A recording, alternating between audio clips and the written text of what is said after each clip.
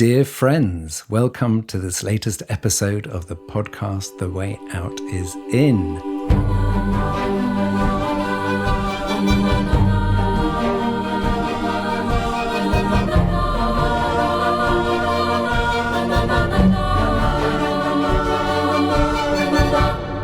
I am Jo Confino, working at the intersection of personal transformation and systems evolution.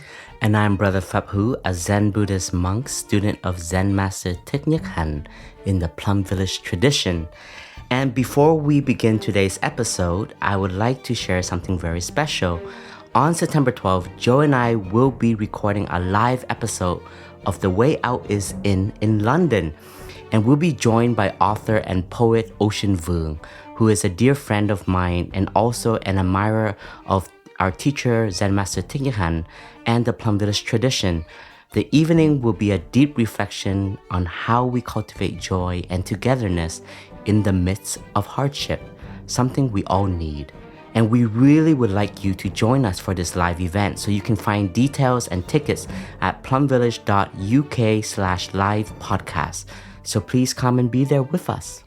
And also just a few days before, on August the 26th, Brother Phap Huu and I will be releasing our second book, which is called Calm in the Storm, Zen Ways to Cultivate Stability in an Anxious World. It's a companion to these uncertain times, and we're happy to share our journey with you. You can pre-order it now, and it will also be available at the live event in London. We hope to see you there. So today we have a very special guest, Joanne Rozen, and we are going to be talking about individual and collective trauma.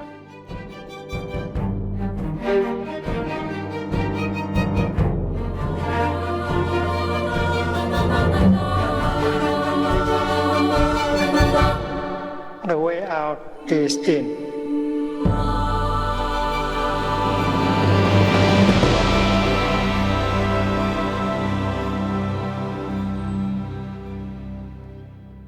Hello everyone, I am Jo Confino. And I am Brother Phap Huu.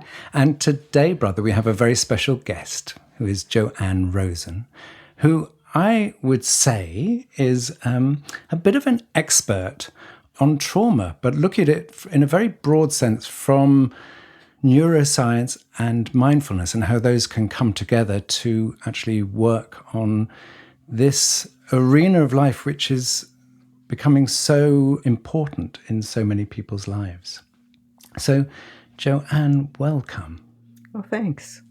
And Joanne came into contact with Thich Nhat Hanh 30 years ago. So she is an elder in this community, and she's been a Dharma teacher for the last 13 years. So, Joanne, it'd be lovely to know about the first moment where you came in touch with Thich Nhat Hanh and then Plum Village tradition. Can you just tell us a bit more about that? Oh, sure. That's an experience that is quite imprinted in my mind because I was at a day of mindfulness, which I thought was a day where you just meditate all day, and I was still working up to 20 minutes. So we did the usual day of mindfulness things, and Thai gave a talk, and he's sitting on a kind of a makeshift stage in a big field, and then it was time for walking meditation, and he kind of floats down from the stage, and as he passes in front of me, I feel this like energy, like some big wind or some huge sound reverberating inside of me. And I go like, whoa, what was that? Because I had absolutely no spiritual or kind of woo-woo inclinations. So I had no notion of what I was experiencing. But I knew I wanted more. And so Thai was doing a retreat at a Jewish camp in the South Bay in the Bay Area. And I signed up for that along with 7 or 8 friends. And that was never to return. That was a really super impactful retreat for me.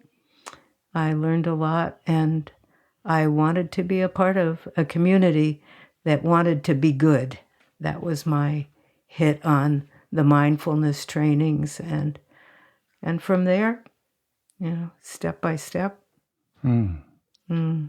gave me a really different life than what I had expected. Thank you, Joanne. And I am personally delighted you're here, because for a long time I felt that trauma is such an important, it's not even a topic, it's an important arena that I know hasn't been important in my life. And it's something I think is talked a lot about, but often with very little understanding. And I think you bring a very fresh perspective, because not only are you a psychotherapist, but you have an understanding of neuroscience and the mindfulness practices. So I'd really like to start by just, in a sense, you just giving a sense of what is it that this global society is facing in terms of trauma, and why has it taken up so much of your attention? Well, maybe to go backwards instead of what are we facing, what have we got behind us, and to say that I am absolutely not an expert in trauma or in neuroscience, and that first retreat was a real opening to me. The camp was a Jewish camp, and it had an exquisite memorial to the Holocaust. And I practiced touching the earth in that space. And all of a sudden, a whole lot of understanding came to me about my own anger and my own edginess and the trauma that my family had suffered, not from the Holocaust, that the myth in my family was that the Holocaust didn't really affect us, which was because most of my family was already dead from the pogroms. And so there wasn't anybody left to be directly, affected. But I had been very judgmental of myself for being wired too tight, being too reactive, being too much like my father. And in that moment of touching the earth, I realized that my father was just a recipient of a long line of horrible things that had happened, and that I was just the recipient in the next step. And that brought me a sense of compassion for my father and for myself, but I didn't really encounter notions of trauma and neuroscience at that point.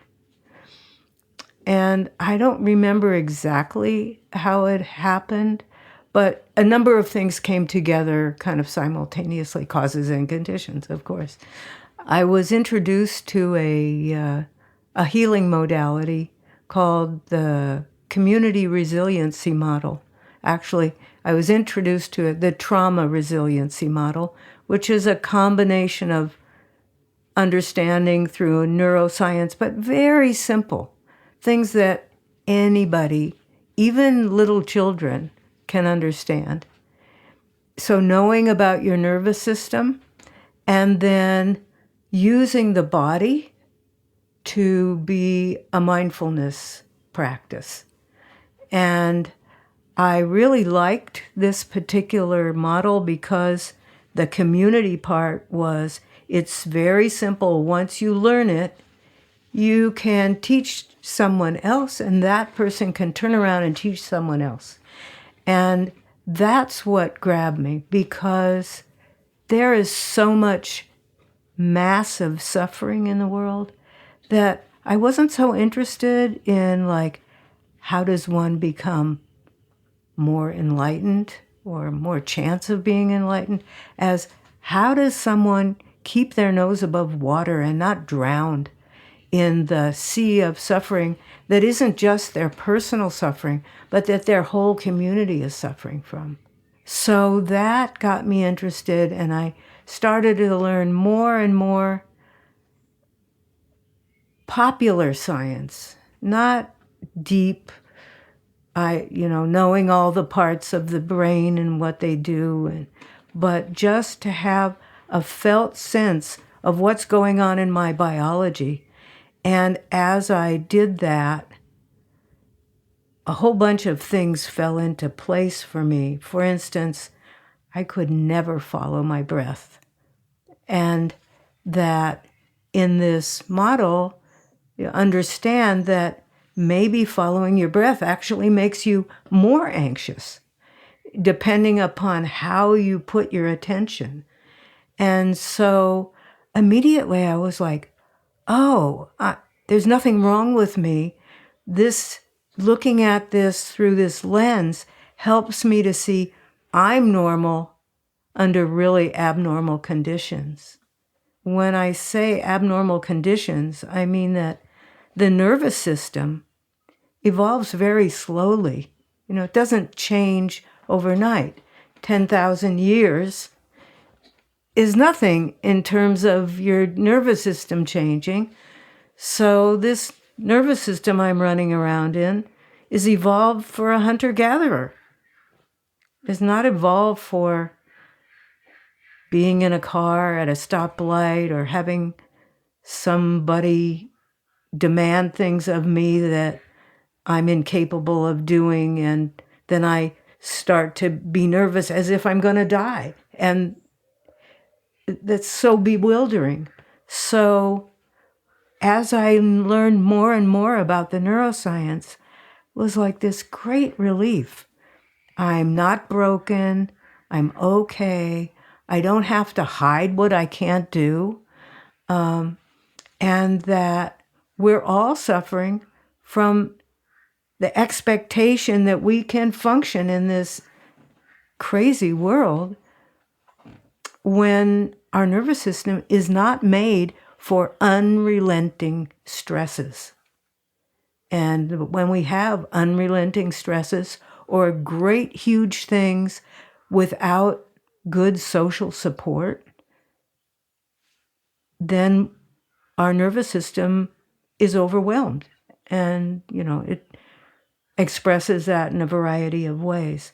But that the first line of what can this neuroscience stuff do is it can make us realize that we're acting normally in a very tragic situation.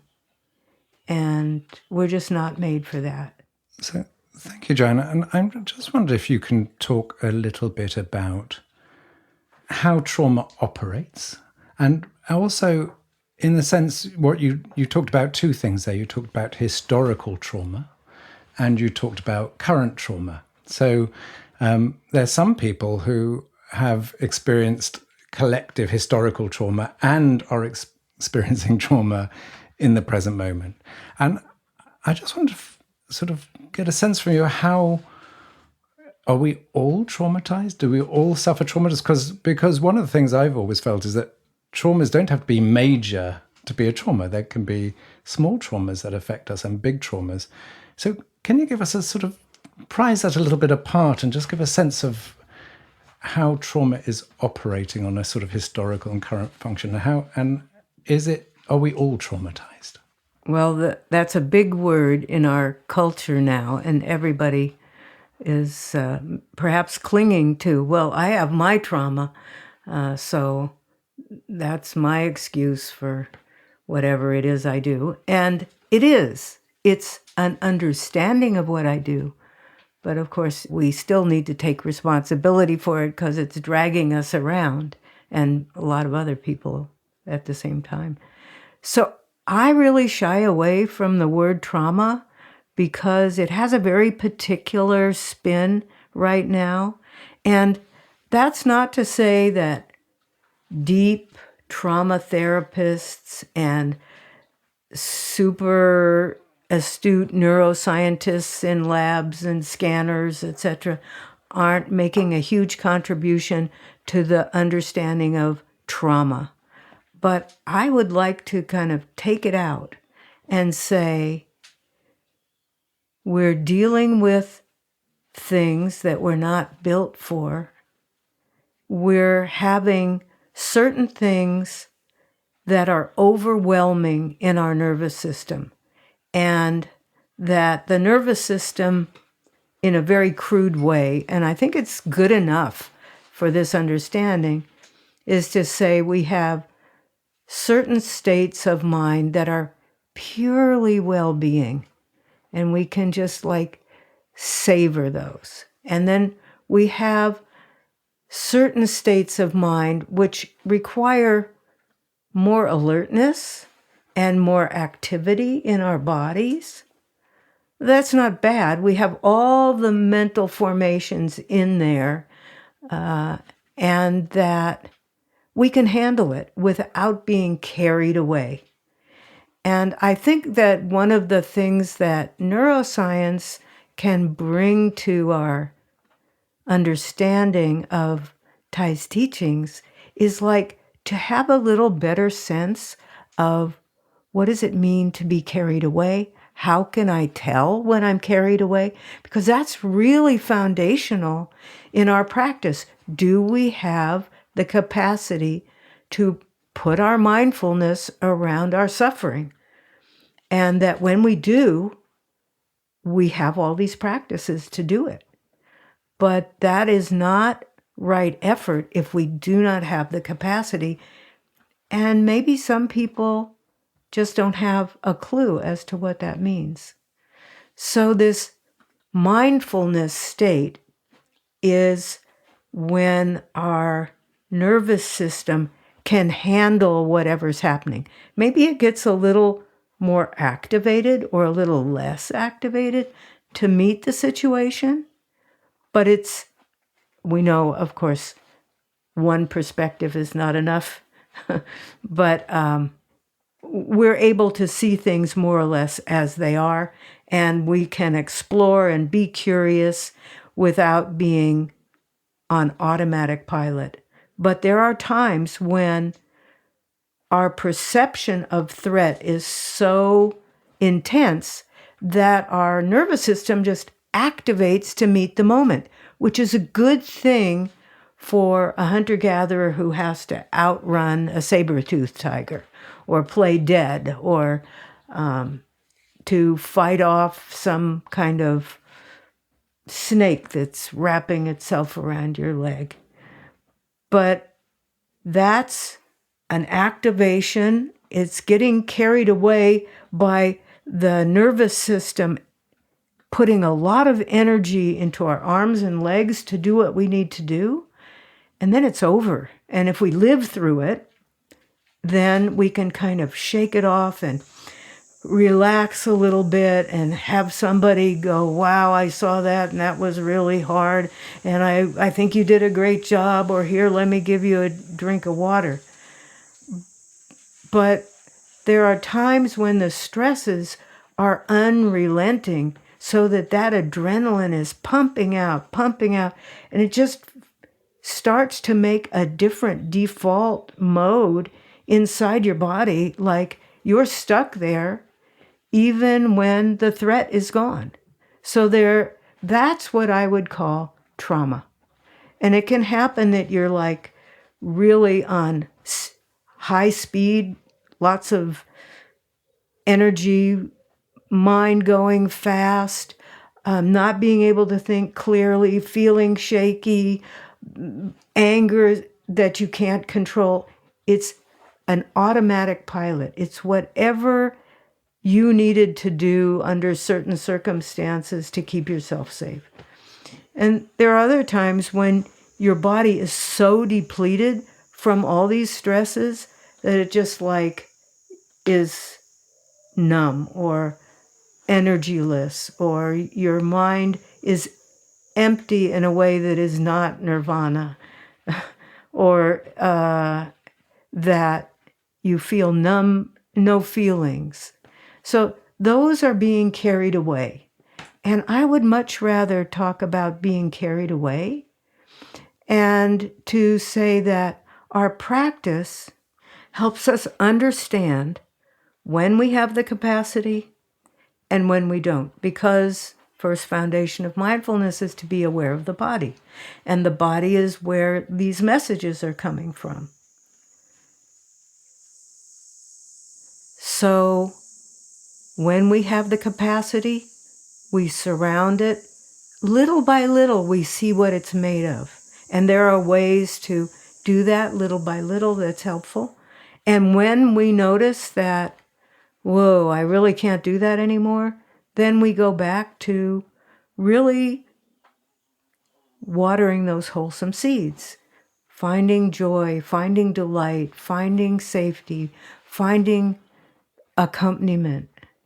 And so that's kind of a natural flow of energy. There are times when we've been watering those wholesome seeds, watering them, but stuff keeps coming up that you have no capacity to handle, and it's really interfering with your life. And then my notion of therapy is to find somebody who can hold the mindfulness for you while you are experiencing these things, because you don't have that capacity. And that's when some kind of mental health professional or healing professional can be really helpful. So then the question is, well, is our practice something that will heal traumas? Well, sometimes, and sometimes not. And so they're not an either or. But what we've been working with is how do we help ourselves regulate our nervous systems so we can practice? Because practice is so much bigger than any trauma that we have.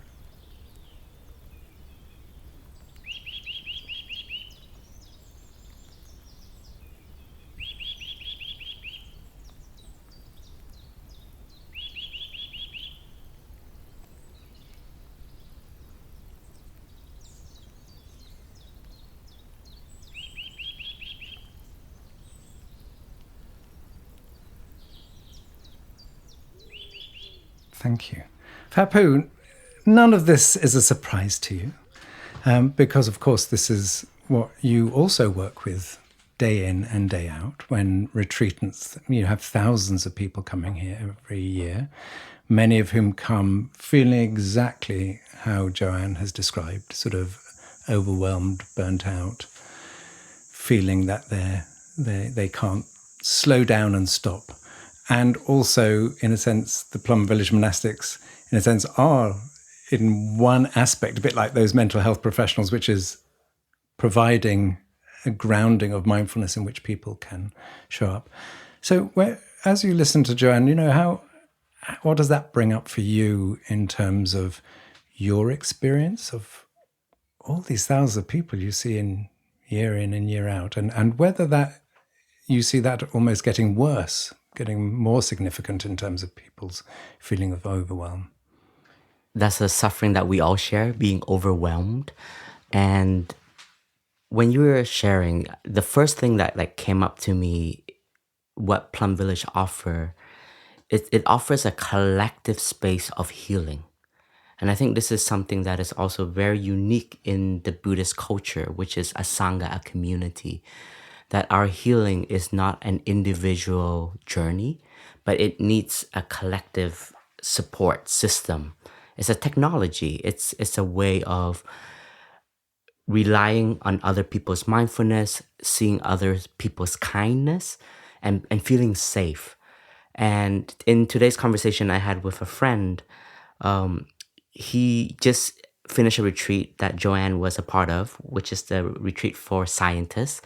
And one of the retreatants shared to him that this is the first time she's been in a community or in a space with over 200 people on a daily basis that she feels absolutely safe, and that none of her nervous systems were always active.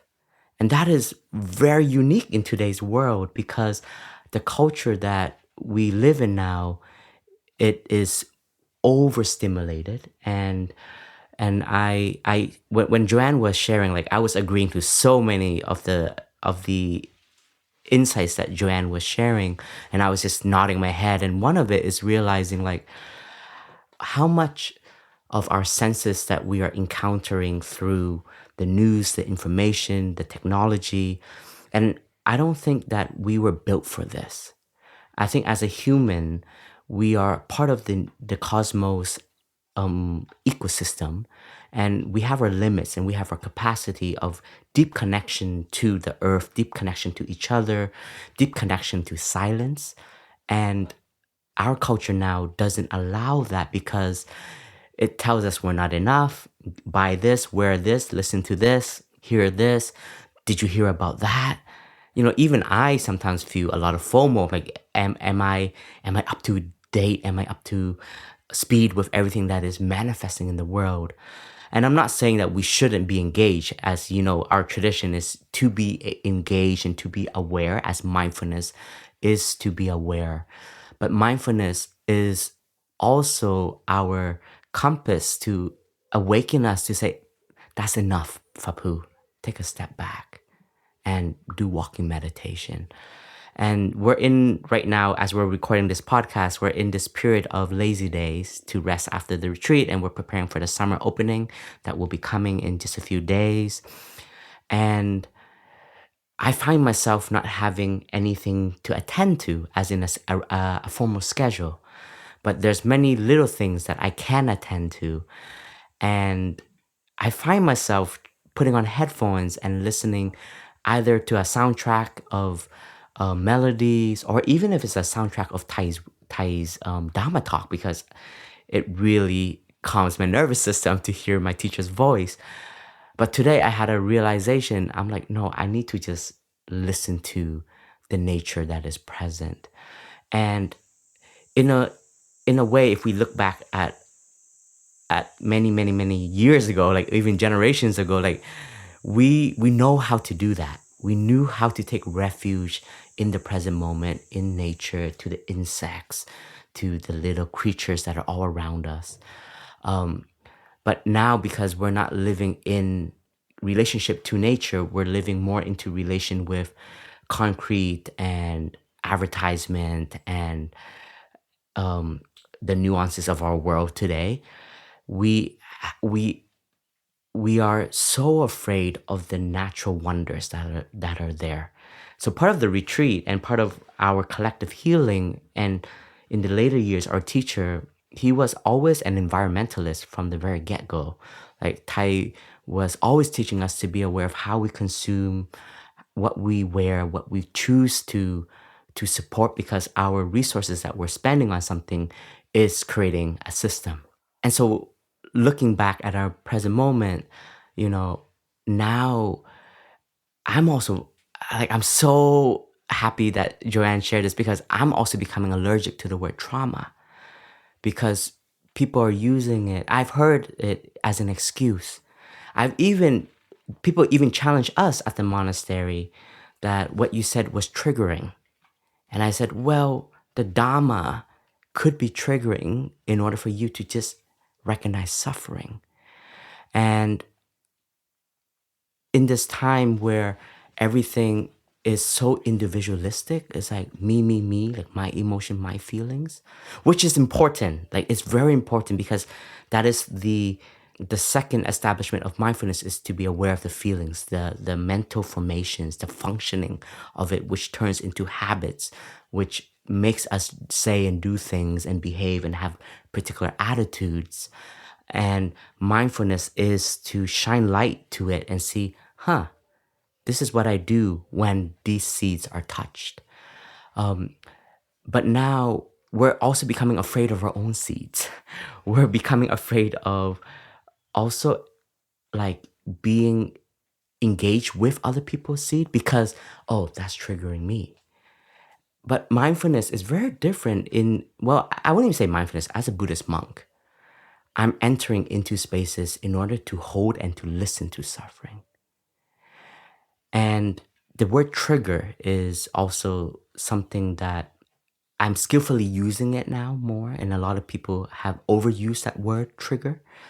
And when you overuse it without essence and without respect to it, it loses its power. There's a story where in the Buddha's time, there's a gentleman who's always lying, and he likes to lie because he gets the people's attention.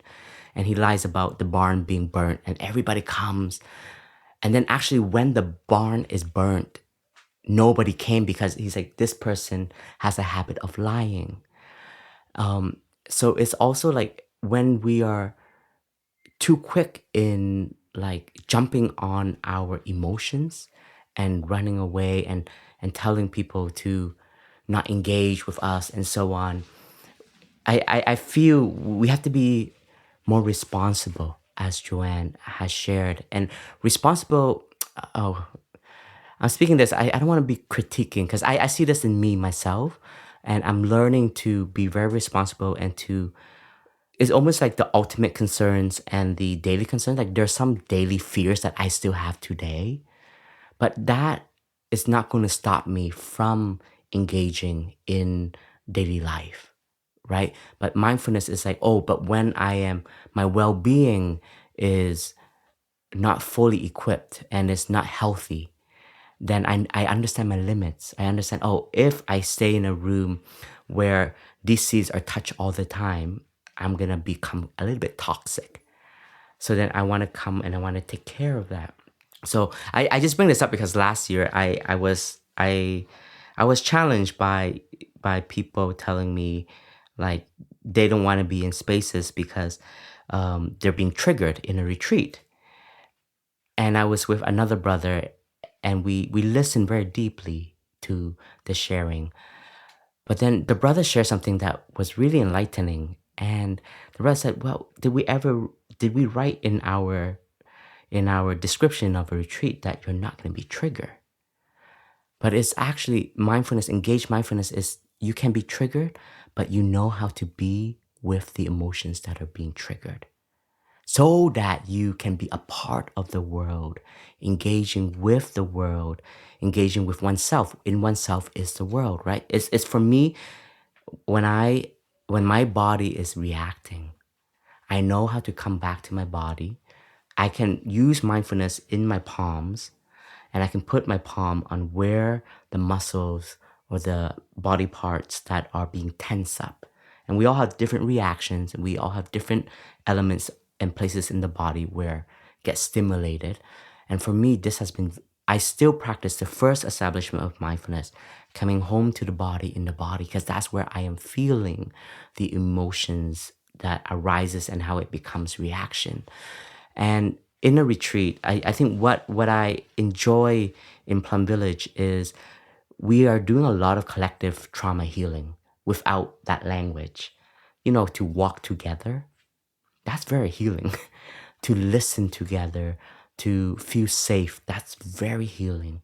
And that is teaching our nervous system of the feeling of safety, to allow us to also touch our empathy, because this is what it feels to be in safety. So when we see others who are not in safety, we have empathy. We want to do everything in our capacity to transform that part of society. So for me, I understand with the lens of Buddhism that traumas are sufferings. And the first noble truth is to understand and accept our suffering, and to accept it with a smile. And I was also very critical and judgmental of my own self and of others in the community. of my elders, I'm like, why are they still suffering? You know, they've had so many years with Tai. They live next to him. Like, how can they still be so unstable? But there's so many layers to everyone's story that when I can be in touch with my own sufferings, I have empathy. I'm like, you know what? I'm more luckier than them. I didn't have to go through the journey on a boat. I didn't have to go through refugee camp. I spoke English when I was growing up. They didn't speak English. They were probably mocked at. And we all have our different experiences, right? And those who suffer from starvation, those who suffer from a broken family, being on the receiving end of the bullies, and so on. So we all have so many different stories. And part of the power of collective Sangha is, Sangha means community, dear listeners, is that we get to expand our understanding of suffering and the stories that we can tell and that we can listen to. It impacts us so much. It gives us empathy. It gives us connection. It allows us to interbe. And just one thing before, like, this story I had, I was really proud of myself when I transformed, or I recognized one of my sufferings as a young monk. And I was so proud of it. I felt like, oh my God, after 4 years, I have deep insight. And it was just recognizing one of my fears is because I was on the end of receiving the violence and the abuse of bullies. That gave me a different way of being in the community. Even with monastics, even though they can be the kindest person, I had different reactions around them. And I had stories that I would create and so on. And when I realized, like, oh, these are all just stories, and these are like the past becoming alive in the present. And I have now the awareness, oh, my dear 5-year-old, you're very different now. You can protect yourself and let me heal you. Let me take care of you. And so I go and I tell Tai in this hut. I report to him.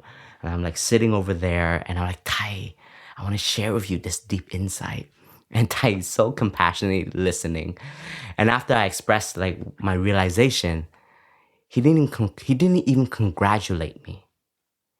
He said, that's why we practice. And I felt so defeated by that sharing of Tai.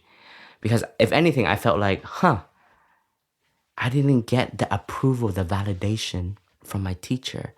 But if anything, he just gave me the validation of, and this is where the Dharma comes in. And I remember leaving the hut very disappointed because I thought I would have this amazing wow moment with Tai. And he was such a Zen master. He just looked at me and said, and that's why you practice. Until now, I'm very grateful for those words. Because if he said, amazing, Phap Huu, you did it. You fix yourself. I would have been caught in that moment. And as I have also experienced and seen that suffering and pains and traumas, they take time to heal. And the healing that I felt 10 years ago, 15 years ago, now are still in the process of healing. And it's my inner child is actually very well.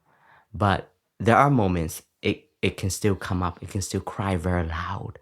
But now I'm not scared of it. I don't enter into sorrow.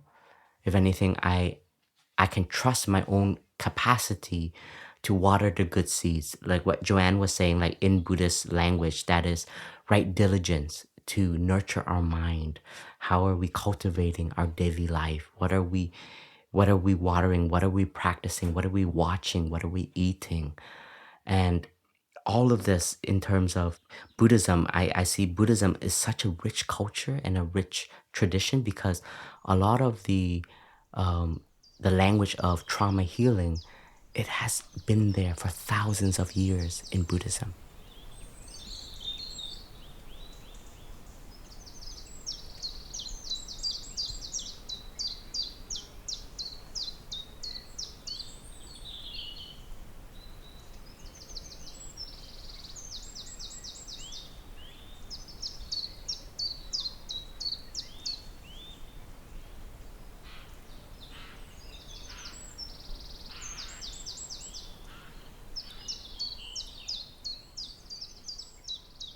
Thank you, Brother Phap Huu.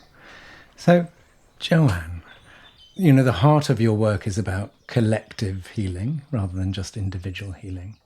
And so, can you just build on what Phap Huu said from your perspective of how do you see the collective as being so important? And you have worked with a lot of marginalized communities. So it'd be really wonderful if you could also share, how has this suffering shown up in those communities? How is their collective response, and what difference does that make? Well, Phap Huu, you said a lot of things, and I can't jump into that without responding a little bit to those things.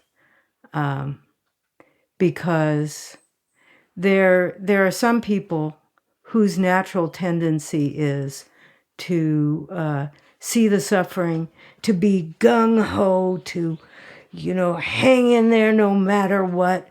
They're going to meditate for 12 hours. They're going to, especially when they're new here, they're going to come and they're going to do extra.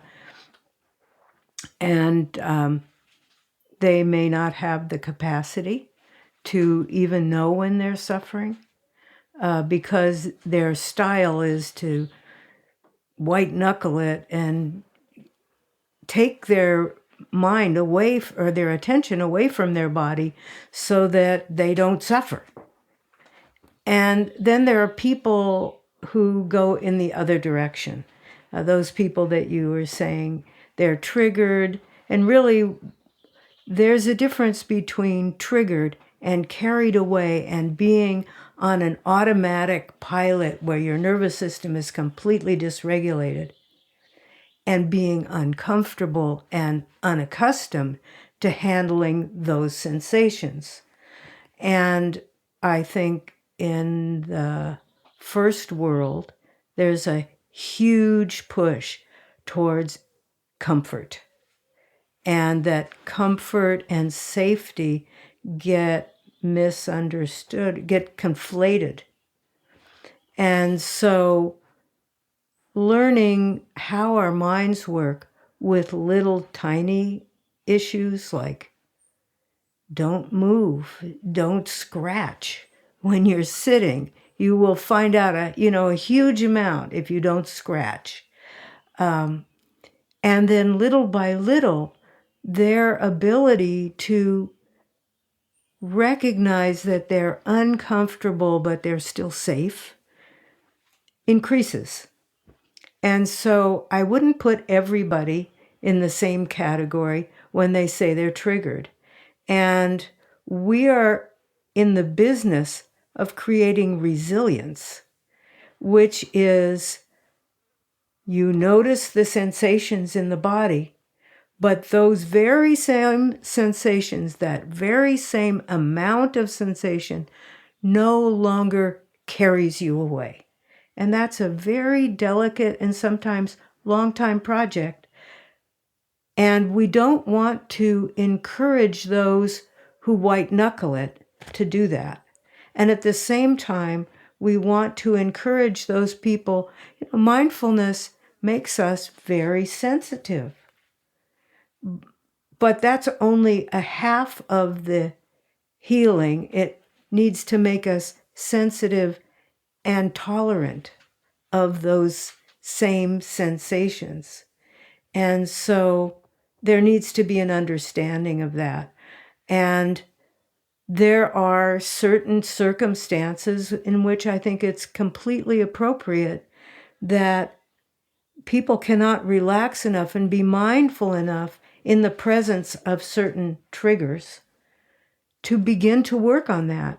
So, you give them somewhat of a safe space in terms of a cultural refuge or a place where they can relax enough and have confidence that those that they are with will not judge them or worse.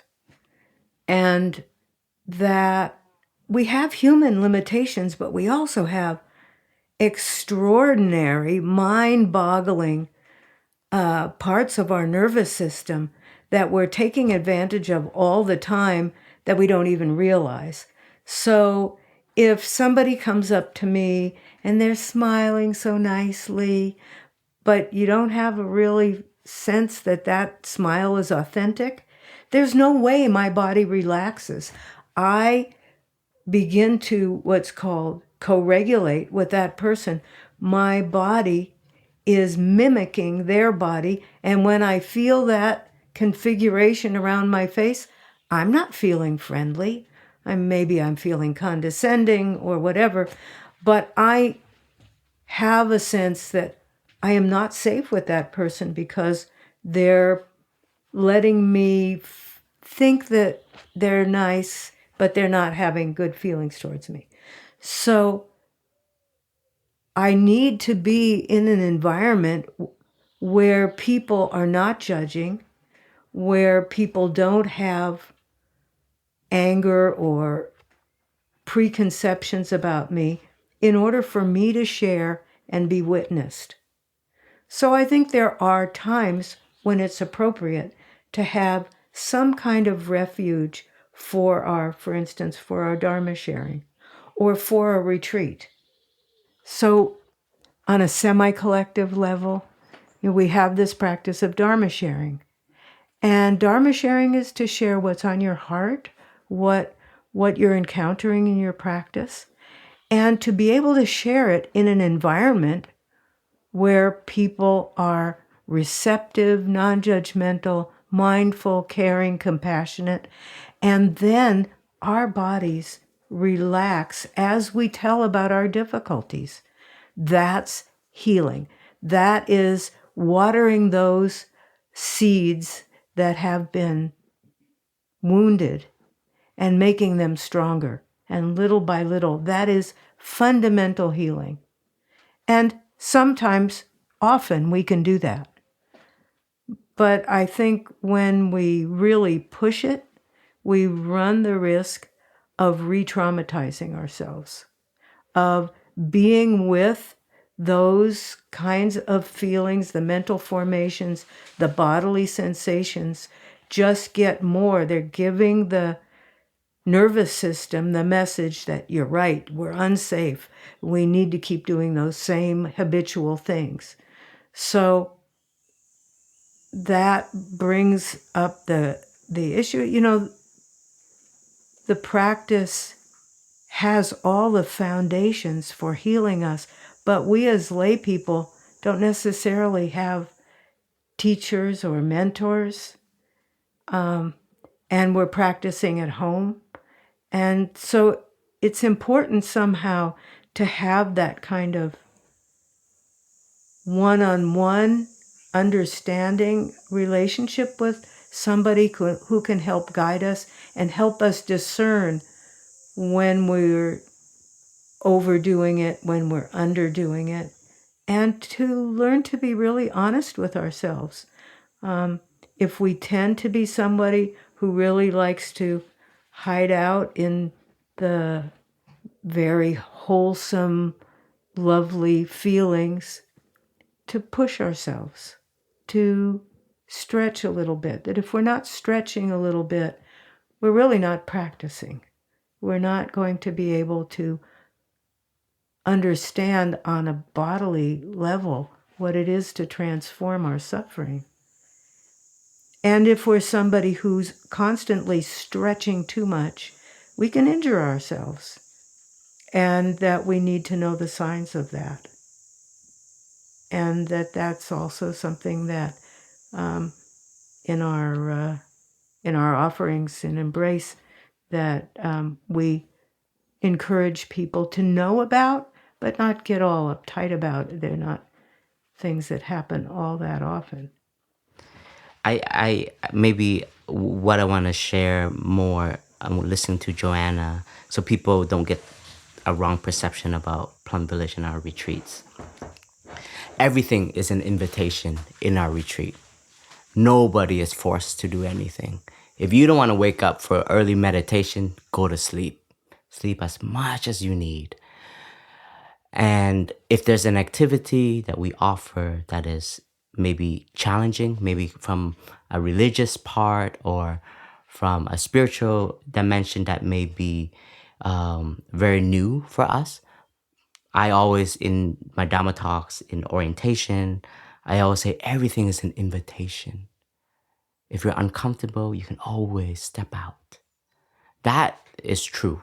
But at the same time, part of life is also being engaged and being open to an experience, being open, like you said, to stretch to our pains. Like physiotherapy, most of the therapy is very painful.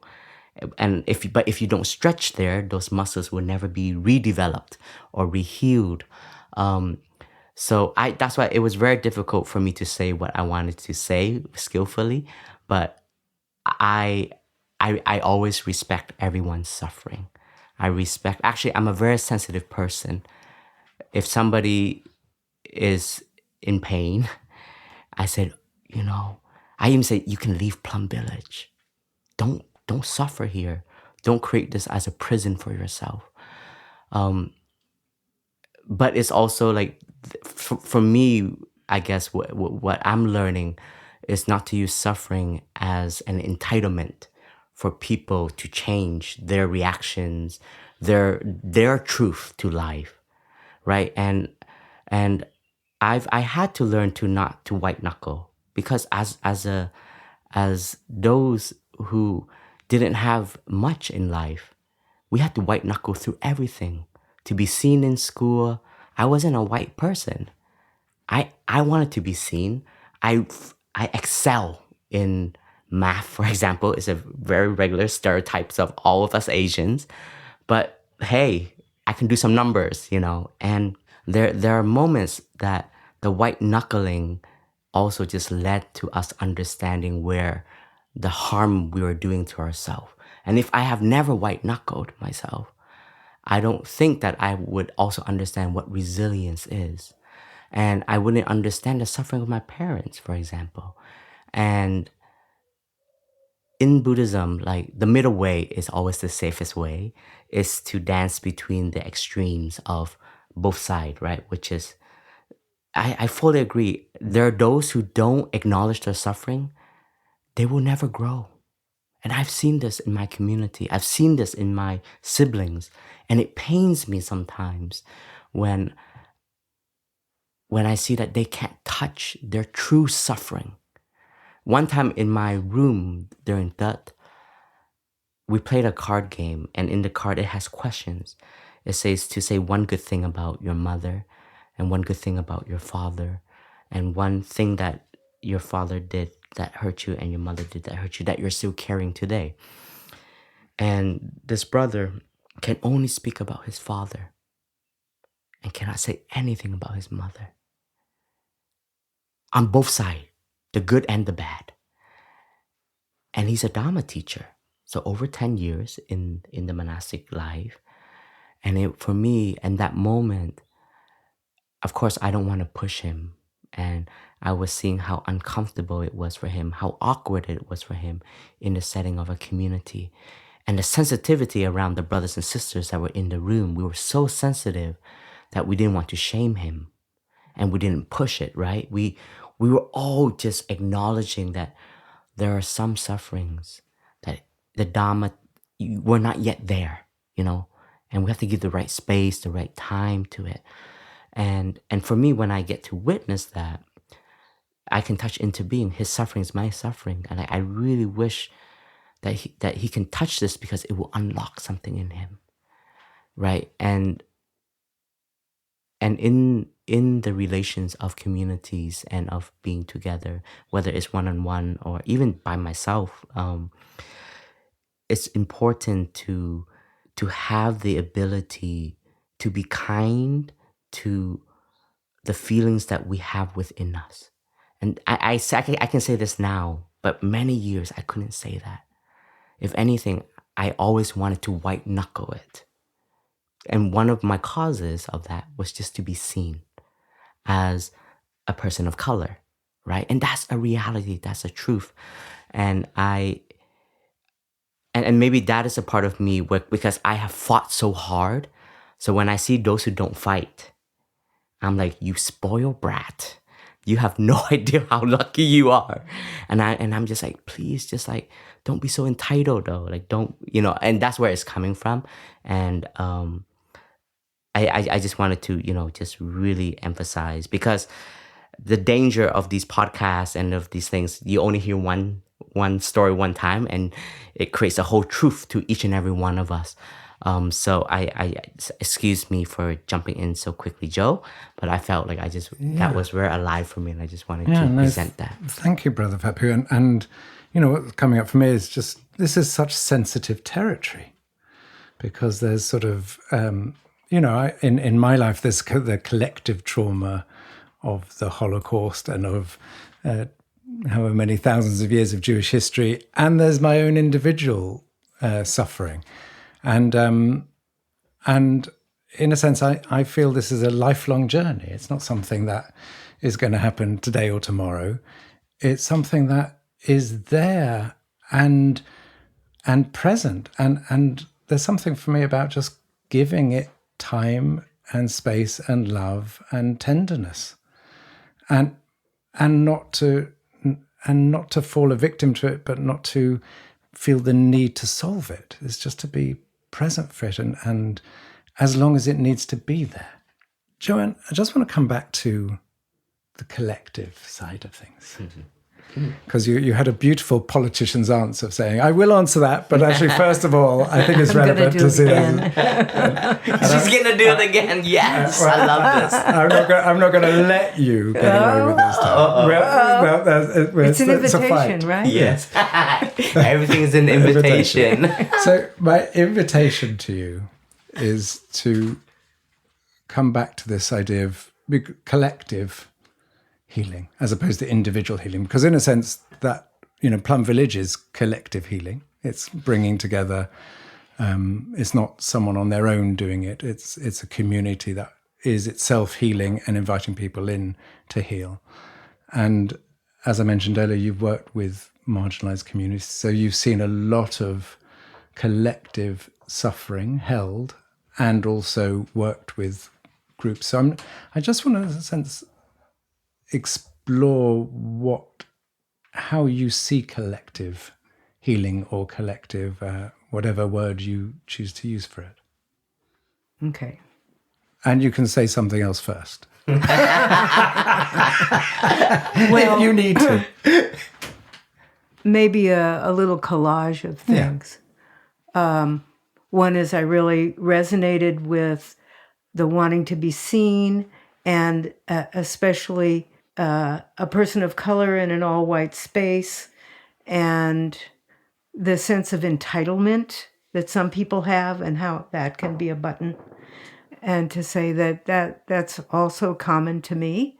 And most people who suffer traumatic circumstances that create this locked upness in the body eventually work through it enough to have what's called post-traumatic growth. And like the vast majority of people, at least up until the point where they did the study. Of course, now we have such snowballing of trauma situations. But when the whole community is traumatized all at once, there grows both a resilience of people helping each other and going beyond their personal needs to give a hand to each other. And that every group that suffers a group trauma, that becomes part of their culture, whatever the resilience is, and also whatever the cautions are, so that culture really is a collage of the collective trauma and the collective resilience of a people. And so often we only experience our own personal rendition of the collective trauma, and we think, oh, it's me. and I'm the only one. And that there's a shame, so we hide it, or at least we think we hide it. We often do things that make it worse, but that it keeps us with this illusion of separateness and of, it's my fault, I'm damaged, if I want to be a part of the group, I have to hide it. And that destroys any possibility of healing, especially when it's a collective trauma.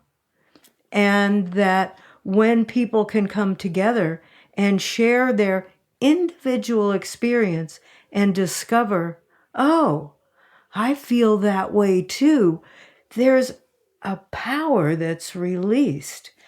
And if it's held in a space that's non-judging, that's calm enough so that people aren't co-regulating and getting carried away, and that happens in a sangha, and it happens over a period of time. And often there are sanghas that are just all people of color, or all people who are dealing with a physical challenge, or people who, whatever. And that creates enough safety to begin. And then little by little, they have more and more capacity to do that same thing in mixed spaces, which I think is really important. But what do you have in mind exactly when you want me to talk about collective healing? No, I think you are in that space now, which is around how do we heal together, because and also how much being in a community of healing is about learning about the trauma, because I know with my family, my mum and dad never talked about, my mother, came out of the, escaped the Holocaust. My father's family were forced to flee from Bulgaria, but it was never discussed. It was hidden. And I always remember, I attended when I lived in New York. This was nearly 35 years ago. There was the first international conference on the children of the Holocaust, and where they were just sort of really getting into this understanding of how trauma is intergenerational, how it gets passed. So for me, I was brought up as very English, and it was all hidden from view. And so part of the collective healing for me is about the understanding of what the trauma is, what the suffering is, because if we don't understand it, then we're just going to repeat it and most likely project it onto other people, as we're seeing happening in the world. So it's that. So where I was hoping to go to in this was, as communities understanding the suffering and then healing together. And I know that's a lot of your work, and you may want to talk a bit about your Embrace project in relationship to that. That's, I think, where I was hoping to go. Well, my own personal story, which is like everybody else's story on some level, my grandmother lived with us. She escaped the pogroms in Eastern Europe at the turn of the 1900s. And she and I shared a room. And I have no idea where she was from.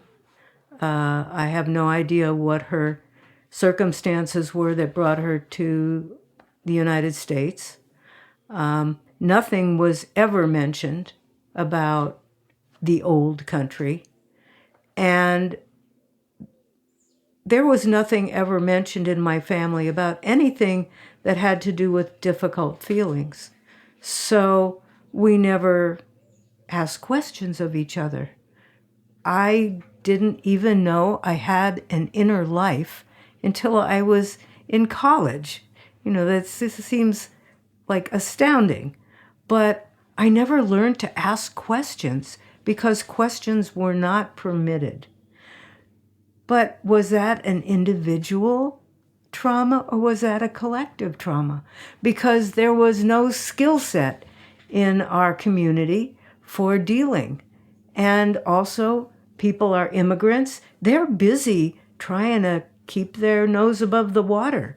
And there's not a time to like look at your feelings. So there's a whole group of people who are traumatized. They don't even know it. This one's so angry and this one never says a word. And so really being able to see the impact on a community. I was working with this model in the West Bank, and I was working with a group of Muslim women, quite traditional, all covered, and they all had children in prison, in the Israeli prison. And we were talking about, in different terms, how to water the wholesome seeds. And they wanted nothing to do with it because they felt it was a betrayal of their children if they were to be happy, and that they needed to hold that same suffering. In the meantime, they were depressed, they were not functioning, they weren't being able to support their children in prison because they were being traumatized besides the trauma they were living, kind of secondary trauma for their children. And when they started to learn about it's okay to like water these wholesome seeds and to find out, what do you do to blow off steam, and what do you do that you find that's funny? And then one woman said, I take a paper bag and I blow it up and I make a really big sound. And the next day, we all brought in paper bags. And at the count of 3, we all popped the paper bags at once.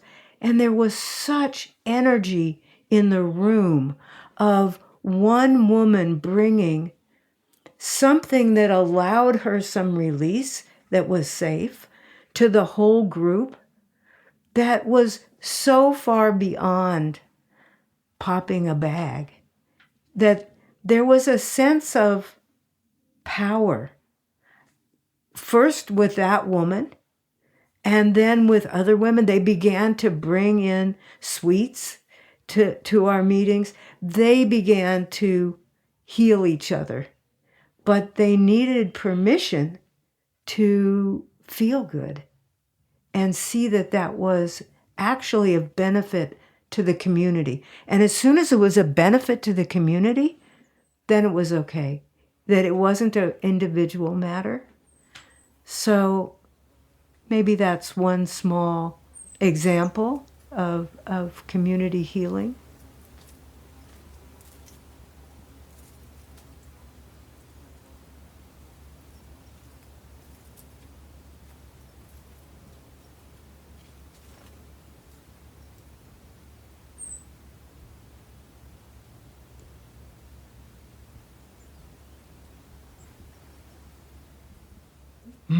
Thank you, Joanne.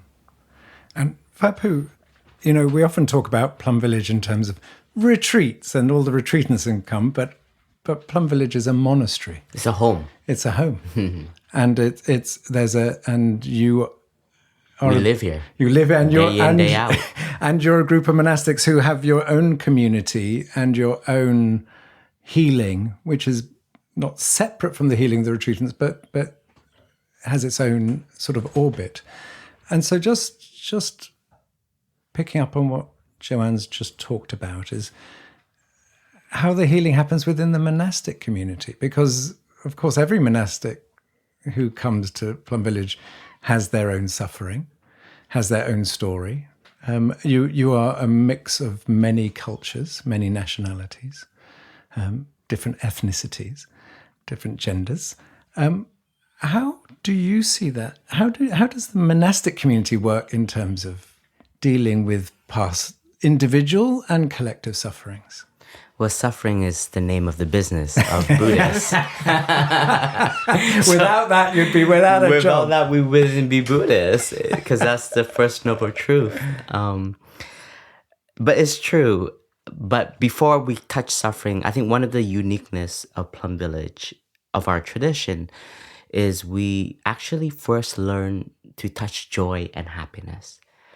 And it's very difficult for many people. But this is not from Thai, this is from the Buddha himself. And the Buddha was very particular and scientific on this. It's almost like the Buddha said, if we want to go to surgery to take care of the pain in the wound, we have to make sure we are strong and well enough. And when we have to heal the word joy and happiness, because I think joy and happiness has become a very narrow view on it. It's like happy hippies and la la lands and, like smiling, everything is going to be okay. No, we know there's things won't be okay unless you actually get in and do the work, right? But the joy and the happiness that we aspire and make a vow every day to train is in the morning to bring joy to one person. And that one person can be you. And that joy, it's in the term and the tradition of Plum Village, that joy is already the moment we wake up, being able to know that we're in community. That's a joy. It's a state of mind. It is a seed that we can touch to give us a source of foundation of how we're going to engage today. And happiness, it's like, I'm well enough. I'm not perfect. No one is perfect. But I am well enough to eat, to listen, to learn, to experience. Like, these are the joy and happiness that we aspire to engage in, right? It is a kind of gratitude. I think all of our joy and happiness equals a deep gratitude in the tradition when we deepen our joy and gratitude. But then on the daily life, like, there is a joy of being together. There's a joy of working together, studying together, singing together. Like, I know, like, people get so shy of singing in Plum Village, and it's the first thing you learn is like, we're gonna sing a song, and everybody's like, what is this, kindergarten? And even our songs it sounds very childish, but they're actually very deep insights of Buddhism. But it's very intentional the way Thai has set up our community. We learn to sing while we are gathering, or else just standing there looking at each other is so awkward. Like, there are techniques that we have added in, and the singing is more deeper. It's because as a child, maybe we have been lullabied by our mother or our father, and melody has a very specific place in our hearts. But most of us, we have pushed it away. There was a retreat, like, there's this really old gentleman in my Dharma group, and I couldn't read him. I didn't know if he was having a horrible time in Plum Village and like torturing himself, or he's having an okay time or an amazing time. I couldn't read him. But on the last day, I was like, okay, this is our last sharing, so maybe we just get into the sharing. And he's like, no, can we please sing? And I'm like, what song would you like? He's like, Happiness is Here and Now. And I was like, wow, you can't, what's that saying? You can't judge a book by its cover, right? Like, and I was definitely, I was just afraid. My perceptions were like, oh man, like, how is this person experiencing his time in Plum Village?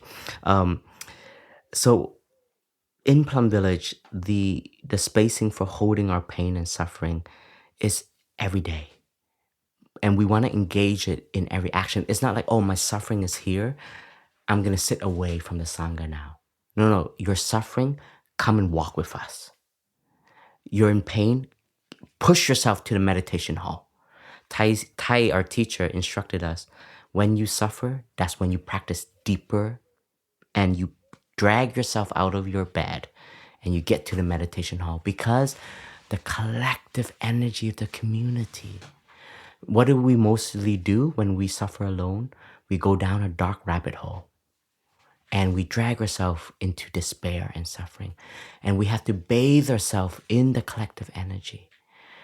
And that is how we learn to see the process of healing in every minute. So the healing in Plum Village in terms of the language of our tradition and our teacher, he said, there is no way to healing. Healing is the way. That means the embracing of it is healing. The being with it is healing. The engagement of it is healing. The joy is healing. The singing is healing. The transformation is healing. Your transformation, Jo, is my healing.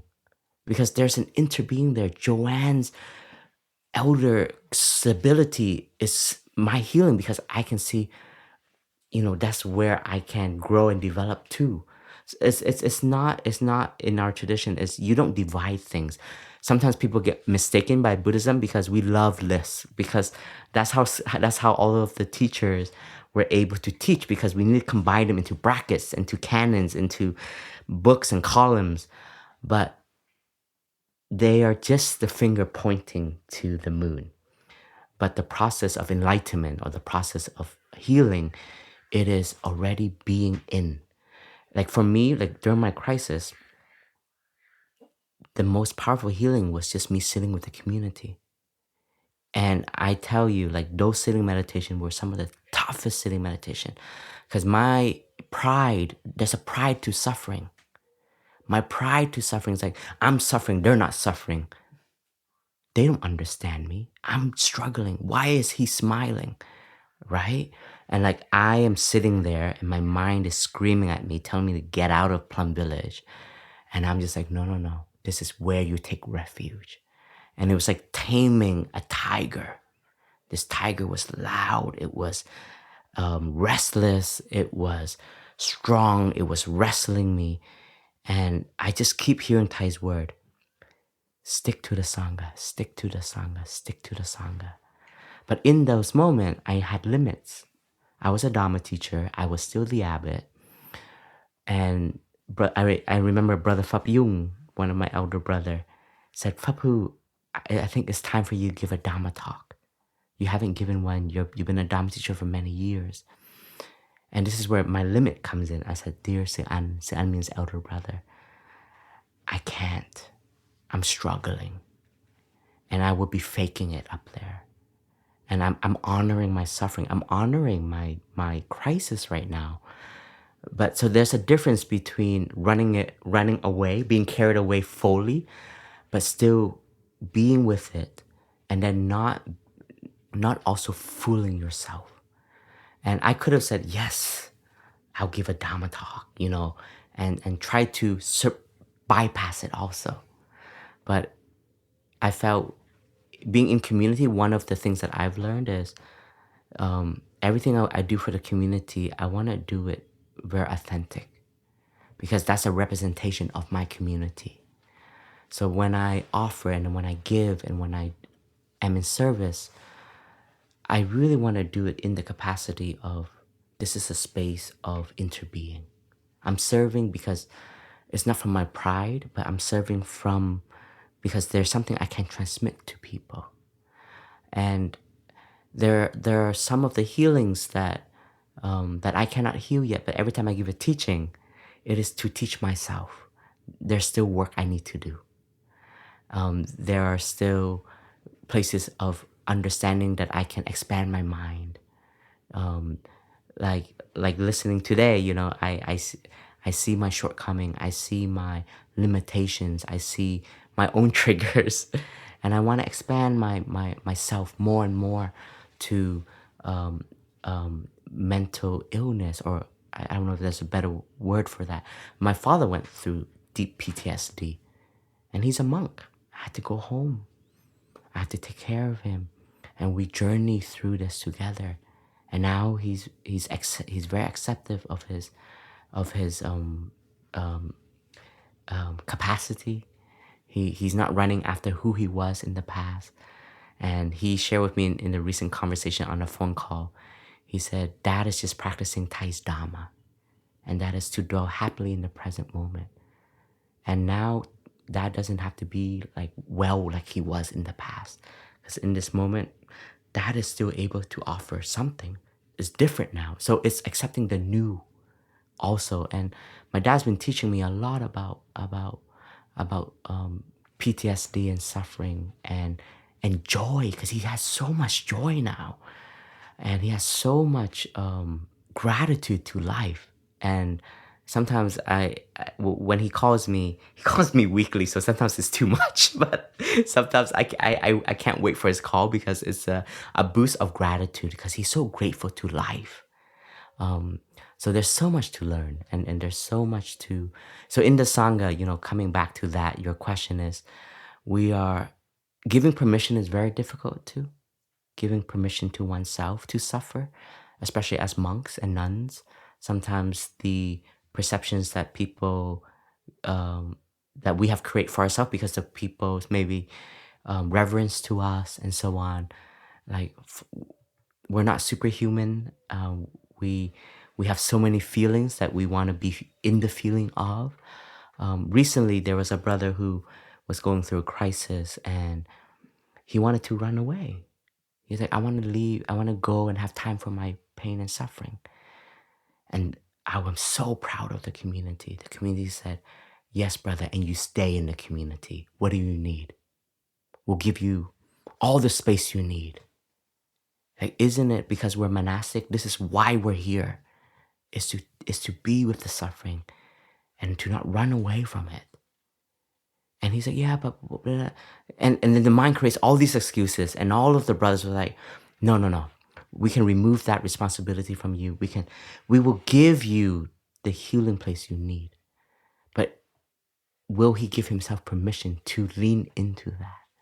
So for me, like, I know that the Sangha is always there. That's a fact. But am I ready to lean into it? Because there's something that's very humbling about that. And especially the older you become, there's a lot of pride in that, to lean in and say, Sangha, I suffer, help me. Jo, I suffer. Me too. Okay. One of the things I'm hearing in the background to this is about courage, about what it is to be courageous, to be honest about our suffering. And Joanne, you talked about, the shame and the guilt we sometimes have, so we just feel that we have to hide it. And I remember, as you were talking, brother, about being asked when you were suffering, to give a Dharma talk. I remember once when I was at The Guardian and I was giving one of the keynote speeches at London Climate Week. So it's in front of several hundred people. And I'd had a really difficult experience that morning. And I was feeling really worthless. I was feeling really sort of browbeaten. And I showed up to this conference and you have to sit in the front row, reserved seating. And I was like fourth in the row to speak. And I just thought, what am I going to do? I just wanted to run away. And when they called me up, I just told them how I was feeling. I just said, I'm feeling really worthless. I feel I'm not making a difference in life. I feel that...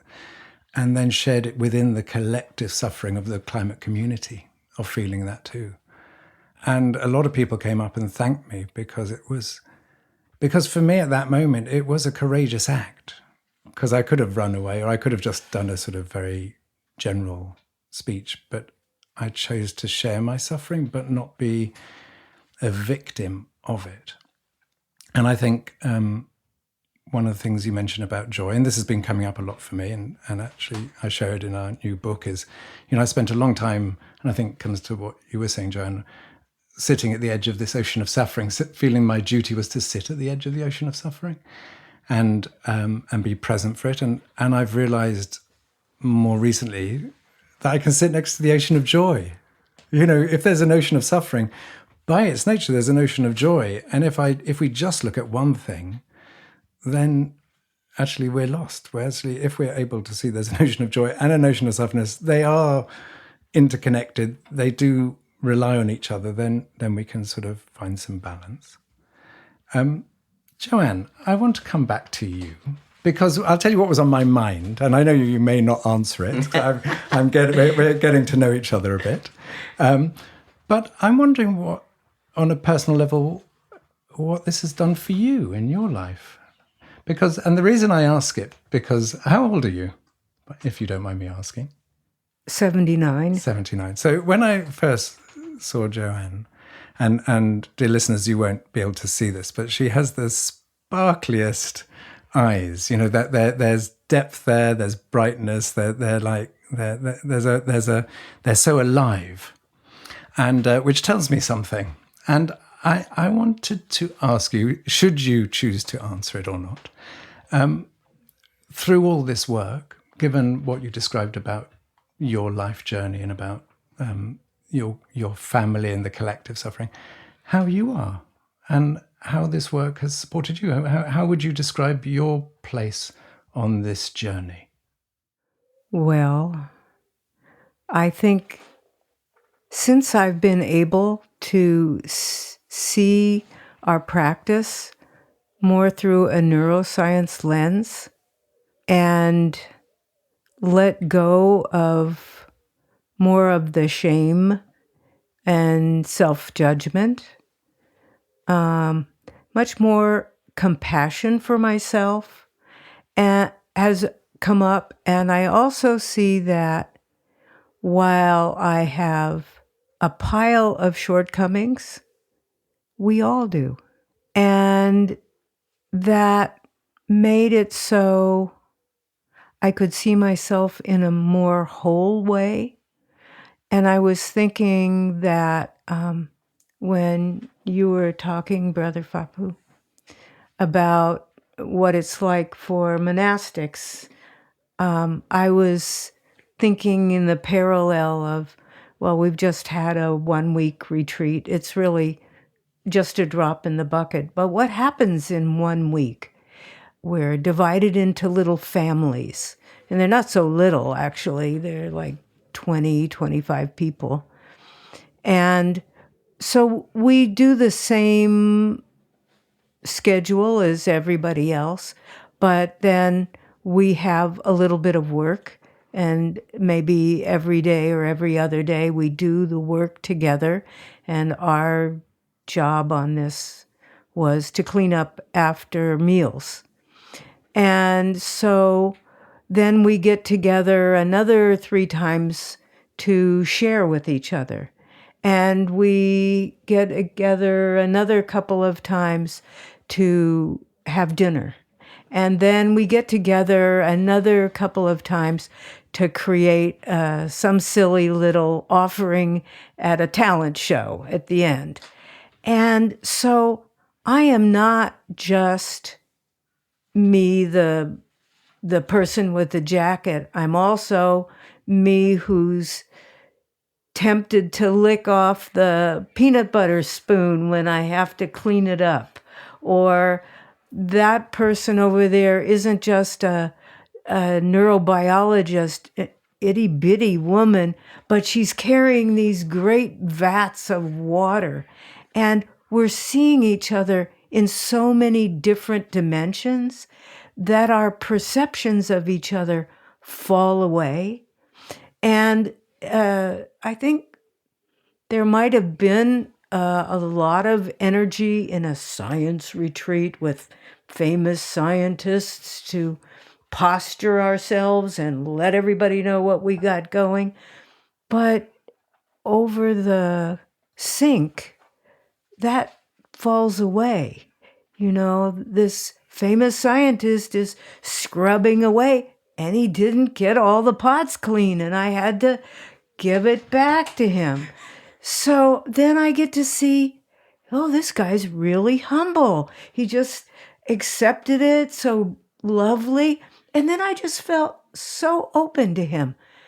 That's a collective healing and an individual healing all at once. And then if you stay 2 weeks, you get so many more opportunities to bump up against rough edges. And they're like magic if you do it. If you don't do it, you leave just more disgruntled. So that was kind of a tangent. I was hoping, you asked, what has this done for me? So that's one thing. I think that a combination of humility and compassion is more alive in me. And I'm kind of a crusty person. I'm not I've noticed. Oh, boo.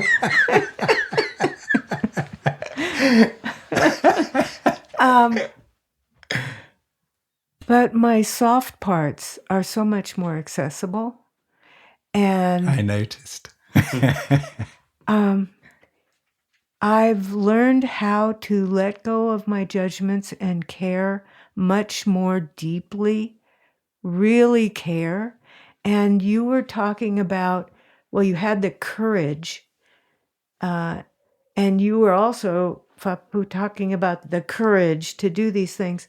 I don't necessarily think that it's courage.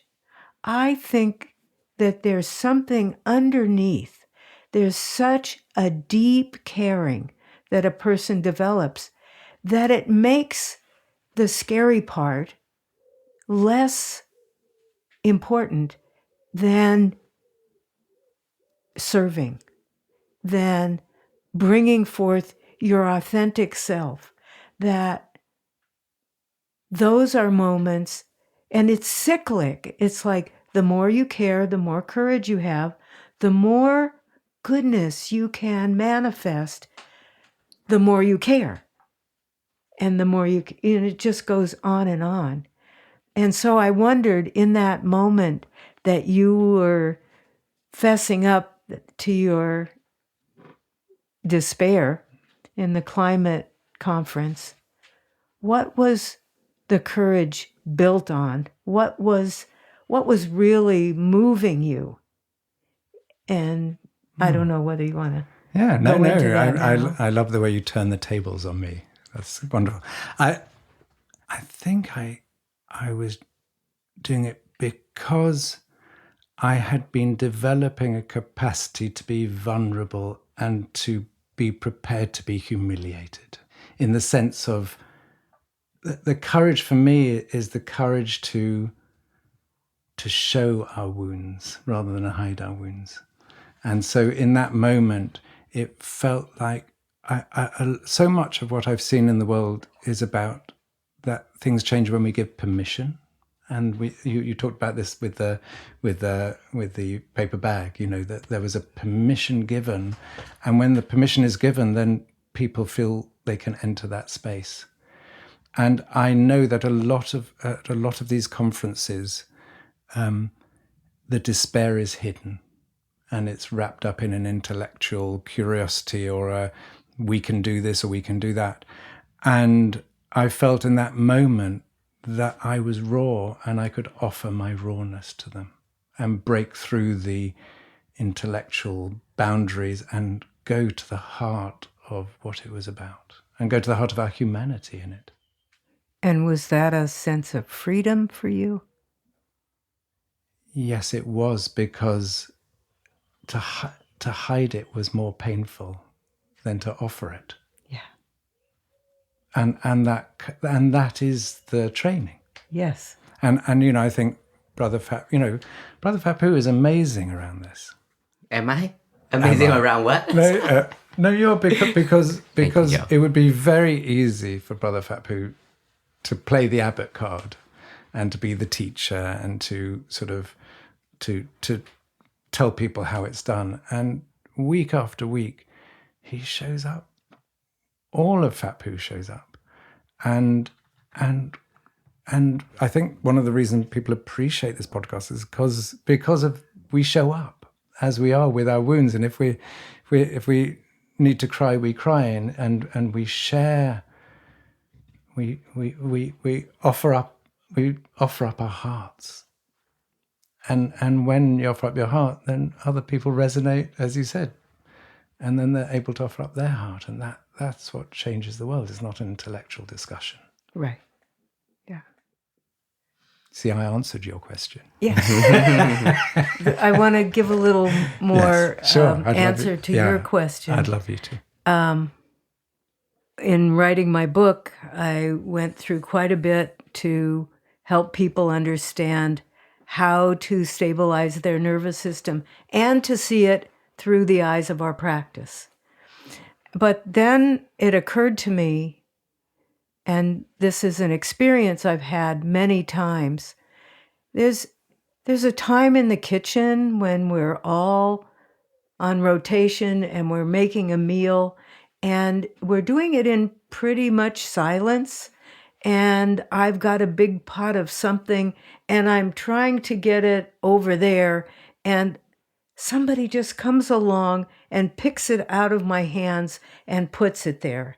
That there's a sense of a flow of protoplasm or something where you really get a sense of you are just a cell in the Sangha body, that you're part of an organism. And it got me into curiosity. If the first part of my book is about how we can regulate our nervous systems and how to know when our nervous system is dysregulated, then when we're working as a collective, what does it mean to be regulated or not regulated? And what are the skills and the practices that help us regulate the collective? And so that's a whole other area that I think that lay people have the opportunity in sanghas to, if you're in your sangha for a goodly period of time, that you get to know people at such a depth that you can begin to talk, you can have a courage to speak up and say, I think it's time for us to do something where we have more vulnerability and to deepen. Now I'm like off on a tangent on the word deepen as well. But you're allowed to go off on a tangent. Well, I think there's so many people who come and they come to a question and answer, and inevitably somebody says, please tell me, how can I deepen my practice? And that they're thinking that they're going to be in one of these lovely altered states. And that becoming vulnerable, like you said, and really telling your truth is how we deepen our practice, how we stretch ourselves, how we take risks, and that we invite others in our sangha to do that when we do it as an example rather than as a forcing, and that sanghas that stay together, and they can absorb new people, but there's a level of intimacy and understanding and acceptance. Okay, this person goes off for too long and this one makes assumptions, but there's so much more to them that we experience. And that this practice is a Sangha-based practice. It's not a sitting-based practice where we're going to sit many, many hours a day. We're going to rub up against each other and see how our suffering is made right in that moment, not something that happened 10 years ago that happens to be coming up. It's actually coming up right here in the dishwater. And, we can trace it back, and that's beneficial as well. But we can also learn how to get along with each other at the dishpan. And then for lay people, we go home and we take that understanding and we see how it's directly applicable. We don't have to be sitting on the cushion for long hours.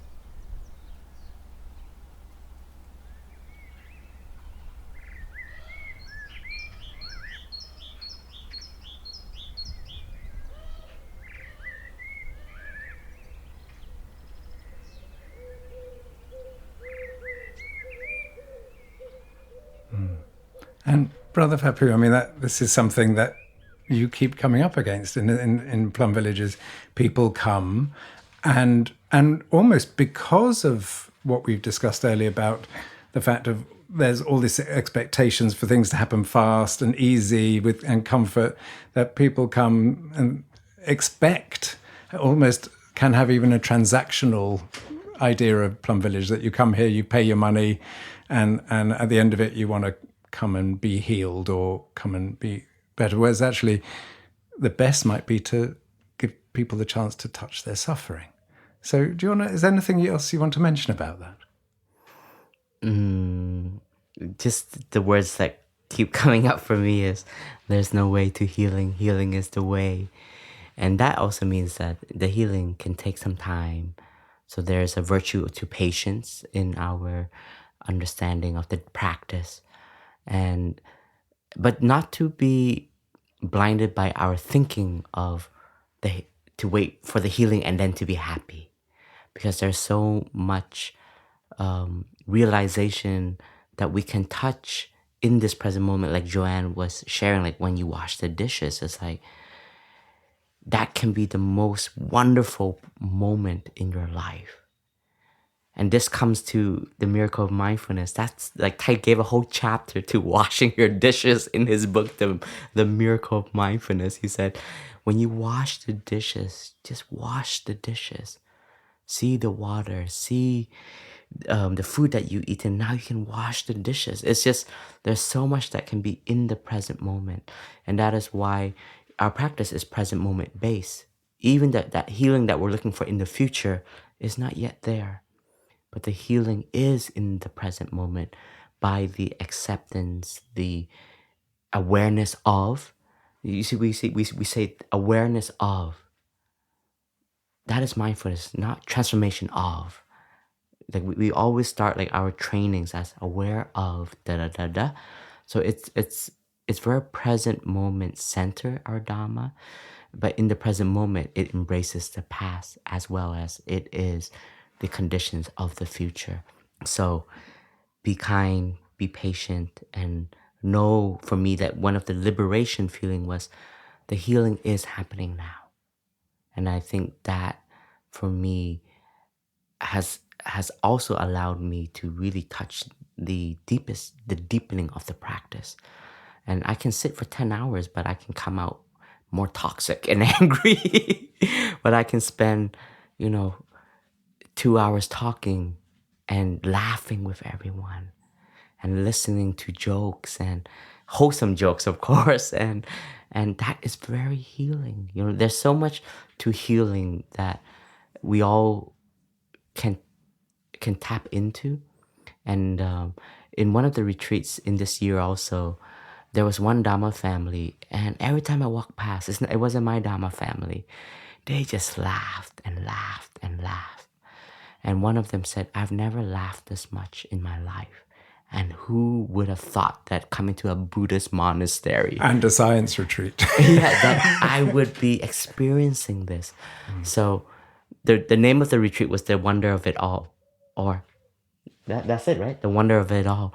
And so there's so much wonder in the very here and now.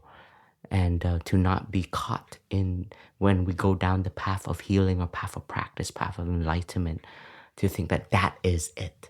No, this is it, is whatever we are doing in the present moment. Great. Thank you, Joanne, for joining us today. The wonder of it all, just this present moment. And just, dear listeners, just to say that Joanne mentioned her book. Her book is called Unshakable, and it's published by Parallax Press.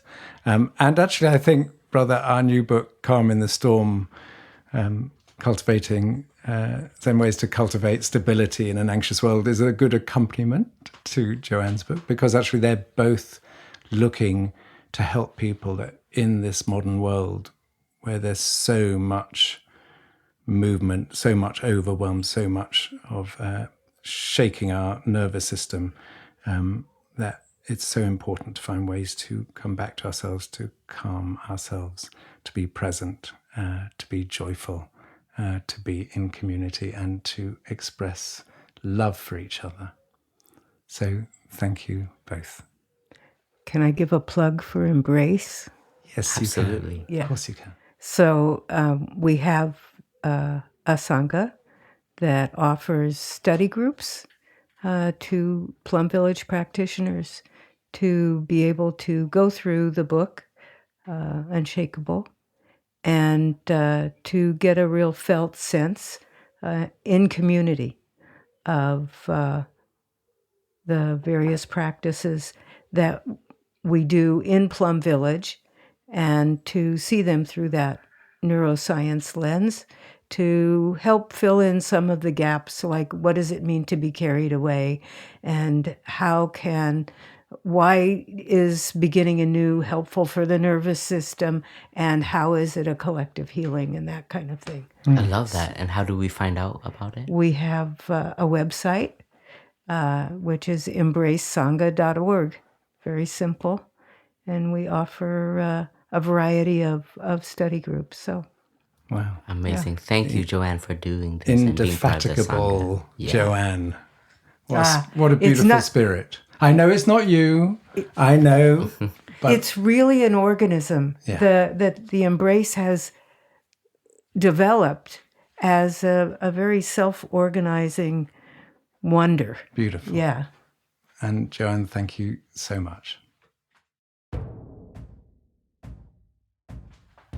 So, dear listeners, we hope you feel soothed by this episode. If you want to listen to more episodes of The Way Out is In, you can find us on Spotify, on Apple Podcasts, on other platforms that carry podcasts, and also not forgetting our very own Plum Village app. And if you like what you are hearing, you can also subscribe to the podcast, and you can also leave a review because it helps inspire others to discover this podcast. And you can also find all previous guided meditation in the on-the-go section of the Plum Village app. So sorry for not doing a guided meditation for today because the conversation was so rich and we have as a guest with us.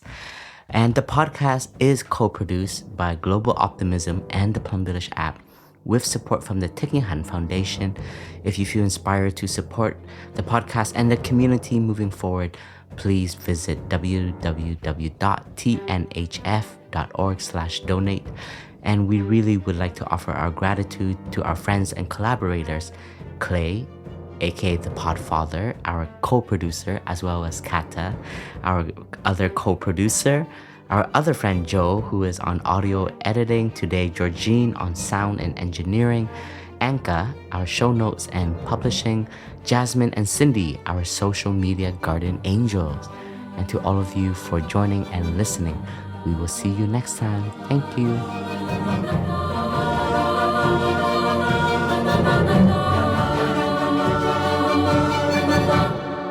The way out is in.